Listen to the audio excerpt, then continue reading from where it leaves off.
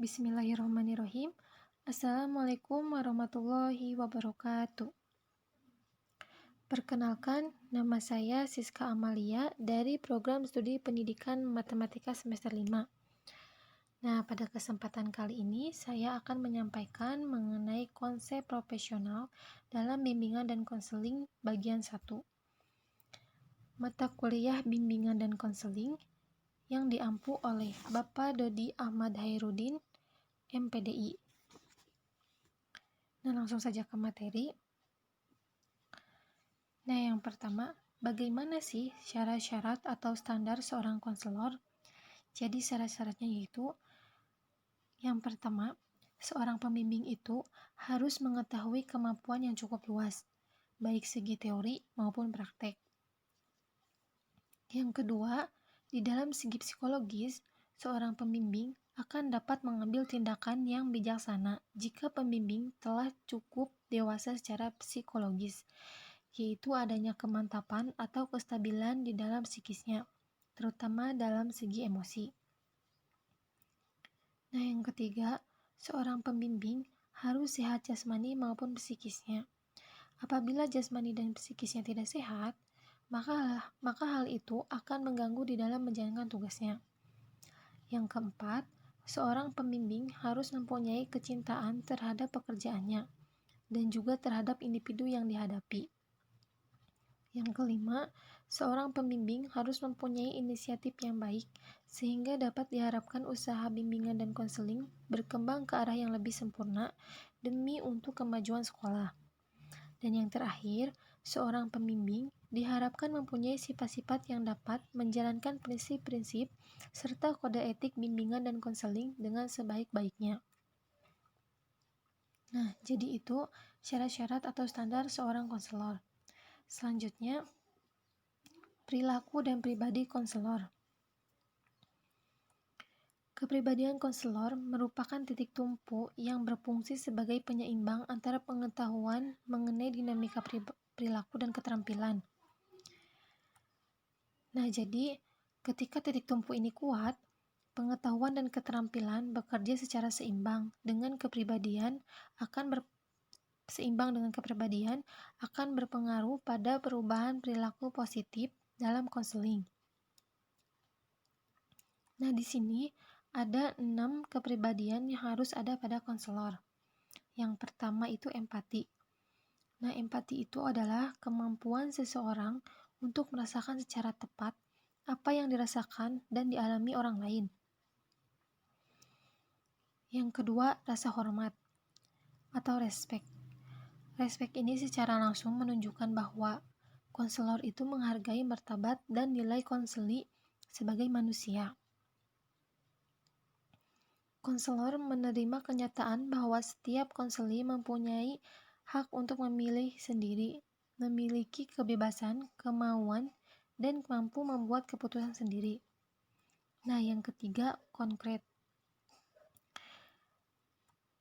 Kemampuan konselor untuk mengkonkretkan hal-hal yang samar-samar dan tak jelas mengenai pengalaman dan peristiwa yang diceritakan konseli, termasuk ekspresi-ekspresi perasaan yang spesifik yang muncul dalam komunikasi mereka.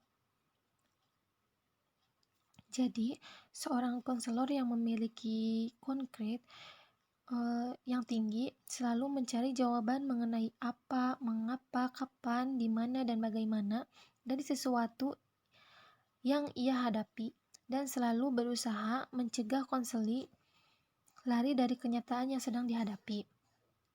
Nah, yang keempat itu membuka diri.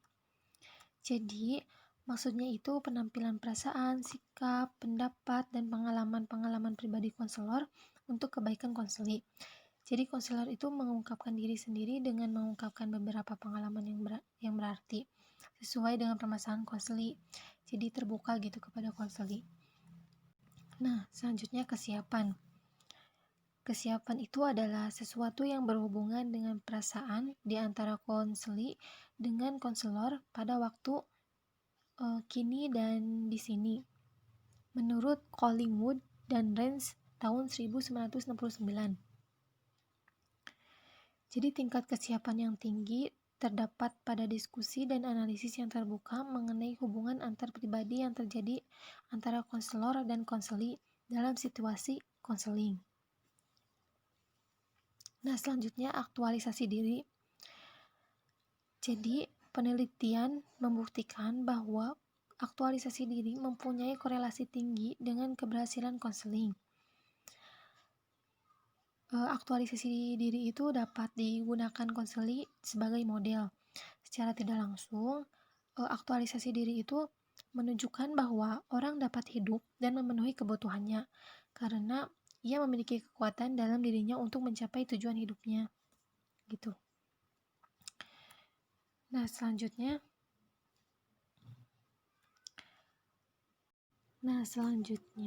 kompetensi yang harus dimiliki oleh seorang konselor. Jadi, rumusan standar kompetensi konselor telah dikembangkan dan dirumuskan atas dasar kerangka pikir yang menegaskan konteks tugas dan ekspresi kinerja konselor. Nah, di sini itu ada 4 kompetensi.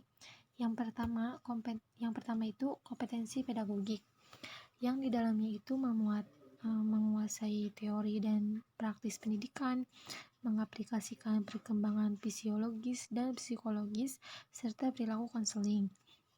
Yang ketiga, menguasai esensi pelayanan bimbingan dan konseling dalam jalur, jenis, dan jenjang satuan pendidikan. Nah, yang kedua, kompetensi kepribadian, yang di dalamnya itu memuat beriman dan bertakwa kepada Tuhan Yang Maha Esa, menghargai dan menjunjung tinggi nilai-nilai kemanusiaan, individualitas, dan kebebasan memilih. Nah, selanjutnya menunjukkan integritas dan stabilitas kepribadian yang kuat, menampilkan kinerja berkualitas tinggi. Nah, yang ketiga yaitu kompetensi sosial. Kompetensi sosial itu meliputi mengimplementasikan kolaborasi intern di tempat kerja, terus berperan dalam organisasi dan kegiatan profesi bimbingan dan konseling.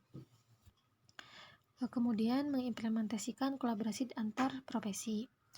Nah, yang terakhir kompetensi profesional, meliputi menguasai konsep dan praktis asesmen untuk memahami kondisi, kebutuhan, dan masalah konseling, menguasai kerangka teoritik dan praktis bimbingan dan konseling, menganalisis kebutuhan konseling, mengimplementasikan program bimbingan dan konseling yang komprehensif, terus menilai proses dan hasil kegiatan bimbingan dan konseling, memiliki kesadaran dan komitmen terhadap etika profesional, dan menguasai konsep dan praktis penelitian dalam bimbingan dan konseling. Nah, jadi kesimpulannya, selaku konselor profesional harus memiliki kesadaran dalam melakukan pekerjaan dengan menampilkan kebutuhan pribadi seorang konselor. Seorang konselor itu dalam menjalankan tugasnya harus dalam keadaan sadar dan menampilkan kepribadian yang sesuai dengan keprofesionalitasnya. Nah, syarat petugas bimbingan dalam hal ini yaitu seorang konselor itu di sekolah diantaranya adalah sifat kepribadian konselor. Nah, jadi seorang konselor harus memiliki kepribadian yang baik. Nah, mungkin sekian yang dapat saya sampaikan. Semoga bermanfaat. Kurang lebihnya mohon maaf. Ditutup. Billahi taufiq wa hidayah. Wassalamualaikum warahmatullahi wabarakatuh.